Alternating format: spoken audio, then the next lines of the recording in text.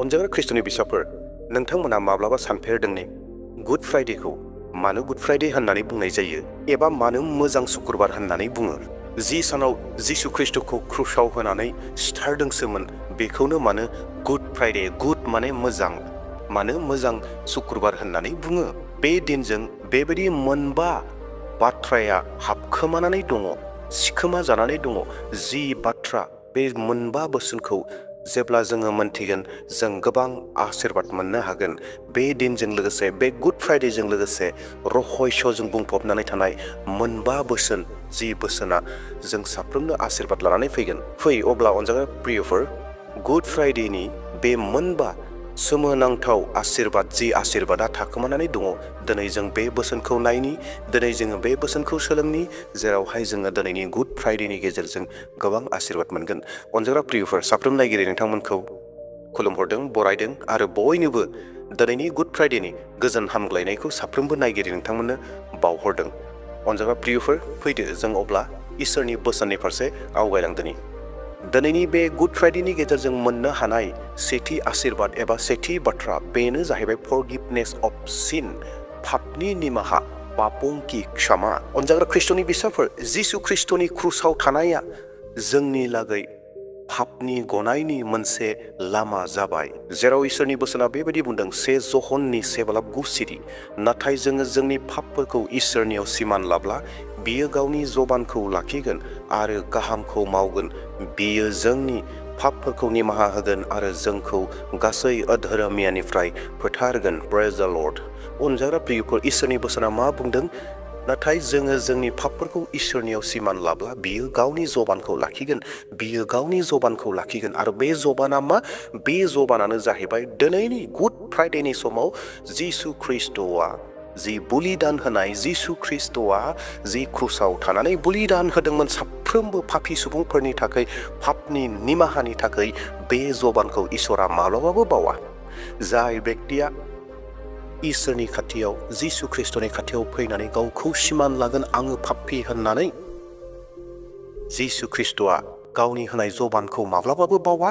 बे जबाना जाहैबाय कालबारि हाजोआव क्रुसनि सायाव जिसु ख्रिस्ट'आ साफ्रोमबो पापीफोरनि थाखाय थै फसरदोंमोन आरो बे थै फसरनाया गासैखौबो निमाहा होनो थाखाय, पापनि उदांस्रि मोनहोनो थाखाय जिसु ख्रिस्ट'आ गुड फ्राइडेआव क्रुस थानो गोनां जादोंमोन, बलि जानो गोनां जादोंमोन। बेनिखायनो गुड फ्राइडेखौ गुड होननानै बुङो। गुड फ्राइडेखौ गुड होननायनि जाहोन सेथिया मा? बे जाहैबाय जोङो पापनि सिमान जेब्ला लायो, जोङो पापनि निमाहाखौ इमिडियेटलि लोगो लोगोनो जोङो मोननो हायो। ख्रिस्ट'नि बिसाफोर, गुड फ्राइडेआ जोंनो बे बाथ्राखौ अरायबो गोसोखांहोबाय थायो, अरायबो जोंखौ मोनथिहोयो जे जोङो जोंनि पापनिफ्राय निमाहाखौ मोनो, जोङो जोंनि पापनि निमाहाखौ मोनबाय होननानै गुड फ्राइडेआ जोंनो मोनथिहोयो। अनजाग्रा प्रियफोर, बेनिखायनो बेखौ गुड फ्राइडे होननानै बुङो। दे दानाब्ला जोङो थांदोनि नैथि इसोरनि बोसोना जोंखौ मा बुङो, जेराव गुड फ्राइडेआव जोङो आशीर्बाद मोननो हायो। नैथि बाथ्रा बेनो जाहैबाय सुप्रिम एग्जाम्पल अफ लाभ, गेदेर अननायनि मोनसे बिदिन्थि, प्रेम का सर्वोच्च उदाहरण। बे दिना एबा गुड फ्राइडेआ जोंखौ गोसोखांहोयो अनजाग्रा प्रियफोर, बे जाहैबाय बयनिख्रुइबो देरसिन अननाय। जाय अननाया ओरैबायदि अननाय जेराव गावखौनो इसोर जानानैबो मानसि महरै फैनानै साफ्रोमबो सुबुं माहारिनि थाखाय, साफ्रोमबो सुबुं माहारिनो गोजोन, सुख, सान्ति, रंजानाय, सोरगो रायजोखौ होनो थाखाय, गासै पापफोरखौ सुस्रांनानै होनो थाखाय इसोरा गावनो मानसि महर जानानै फैनानै बलि जाफैदों। बे दिनाव गुड फ्राइडेनि समाव बलि जानाय, आरो बे बयनिख्रुइ देरसिन अननाय नङाने अनजाग्रा प्रियफोर, जेराव गावनि आंगोफोरनि थाखाय गावखौ बलिदान होफैदों। दिनै प्रिथिबियाव सोर दं गावनि आंगोनि थाखाय, न'खरनि थाखाय, खुरमानि थाखाय, बाहागिनि थाखाय गावखौ बलि होनाय सोर दं? बलि होनाय लोगो लोगोनो आङो बे बुहुमनि मानसिफोरखौ थैनायनि बाथ्राखौ बुङाखै। गोबां बिसयावनो जोङो मदद होनो हायै अबस्था जानानै थायो। नाथाय इसोरा गेदेर अननायखौ दिनैनि गेजेरजों दिन्थिबाय, जेराव ज'हननि 15:13 सिरिया ओरैबायदि बुङो, सोरबाया गावनि बिसिगिफोरनि थाखाय गावनि जिउखौ होयोब्ला बेनिख्रुइ देरसिन अननाय रावहाबो गैया। प्रेज द लर्ड। इसोरनि बोसोना माखौ जोंखौ फोरमायदों? बे जाहैबाय सोरबाया गावनि बिसिगिफोरनि थाखाय गावनि जिउखौ होयोब्ला बेनिख्रुइ देरसिन अननाय रावहाबो गैया। बेनिख्रुइ देरसिन रावनियावबो गैया।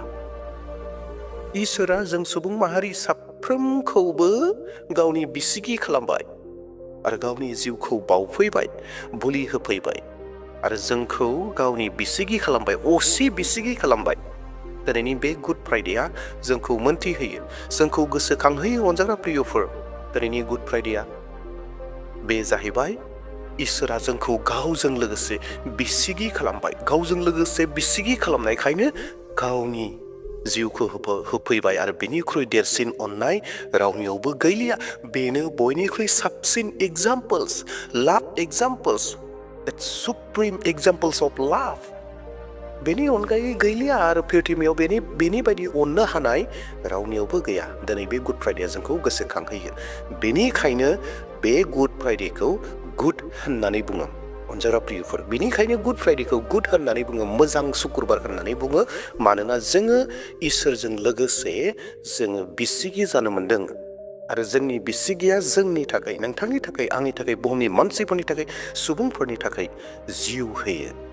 दे अनजाग्रा प्रियफोर, दानाब्ला जोङो थामथि आशीर्बादनि बाथ्रा, थाखोमानाय बाथ्राखौ जोङो नायदिनि। बेनो जाहैबाय पिस एन्ड रिकनसिलाइजेसन, सान्ति एबा गोजोननाय आरो जोंखौ मिल मिलाप खालामनाय, जोंखौ खौसेथि खालामफिननाय, जोंखौ लोगो हमज्लाय होफिननाय। सान्ति और मेल मिलाप। ख्रिस्ट'नि फिसाफोर, मानसि आरो इसोरनि गेजेराव ओरैबायदि ग्रं ग्रं फाराग जाबायमोन, सानख'हायै गुवार। सागोरा जेसेबां गुवार, बालाहामाया सानथ्र'हायै बेनिख्रुइबो बांसिन, सानख'हायै हाथरखिनिख्रुइबो बांसिन मानसि माहारिया इसोरनिफ्राय गोजान जाबायमोन, इसोरनिफ्राय गोजानाव दङमोन। जों जागायजेननायनिफ्राय जेब्ला जारिमिनखौ नायो मोन्थियो, नाथाय आं बेफोरखौ बुंनानै सम हगारनो नागिराखै। जों बयबो जिहेतु जारिमिनखौ मोन्थियो, पापआ बोरै फैखो, बोरै इसोरनिफ्राय जों गोजान जाखो। दा बे गोजानखौ, बे गोजान जानायखौ, मानसिया इसोरनिफ्राय जानगारनानै थानायखौ जिसु ख्रिस्ट'आ दिनैनि गुड फ्राइडेआव खौसेथि खालामबाय। जिसु ख्रिस्ट'आ गावनि बुलि होनायनि गेजेरजों मानसि आरो इसोरनि गेजेराव जि ग्रं ग्रं गुवार गोथौ जानानै दङमोन, गोजानाव जानानै दङमोन, बे गोजानाव जाना थानायखौ बेयो खौसेथि खालामबाय। कल'सियारि 7:20 बिसाज्लाजोंनो गासै बुहुम आरो नख्रांखौ गावनियाव लाबोफिननो इसोरा गोसो खालामखादों। गावनि बिसाज्लानि क्रुसाव थैनायजों इसोरा बुहुम आरो नख्रांनि गासैखौबो बेंज्लाय होबाय आरो गावनियाव लाबोफिनबाय। प्रेज द लर्ड। अनजाग्रा प्रियफोर, जोंखौ जिहेतु इसोरजों खौसे खालामबाय गुड फ्राइडेआव जिसु ख्रिस्ट'नि थैनायनि गेजेरजों, दायो दिनै जोङो गोबां सुख सान्तियाव थानो हायो। मानोना जोङो खौसेथि जाबाय इसोरजों लोगोसे। इसोरजों लोगोसे खौसेथि जानाय लोगो लोगोनो जोंनियाव सुख सान्तिया फैबाय। दायो जोङो सुख सान्ति थानो हायो। ब्रैथि गुड फ्राइडेनि थाखोमानानै थानाय आशीर्बाद, बेनो जाहैबाय निउ लाइफ एन्ड हप, नया जीवन और आशा, गोदान जिउ आरो मिजिं। येस अनजाग्रा प्रियफोर, दिनैनि गुड फ्राइडेनि गेजेरजों जोंहा मोनसे गोदान जिउ जाबाय आरो मोनसे गोदान मिजिंखौ, आसाखौ जोङो मोननो हाबाय। 2 करन्थियारि 5:7 जेब्ला सासे मानसिया ख्रिस्ट'नियाव खौसे जायो, अब्ला बियो गोदान जायो, गोजामा थाङो, गोदान जायो। प्रेज द लर्ड। अनजाग्रा प्रियफोर, जिसु ख्रिस्ट'नि बलिदान होनायनि गेजेरजों जोंनि गासै गोजामा गोजान जालांबाय, गोदान फैबाय आरो जोंनियाव मोनसे गोदान आसा फैबाय, गोदान मिजिं फैबाय, गोदान हप फैबाय। इसोरनि फिसाफोर, जोंनि जेननाय जिउआव देरहानाया फैबाय।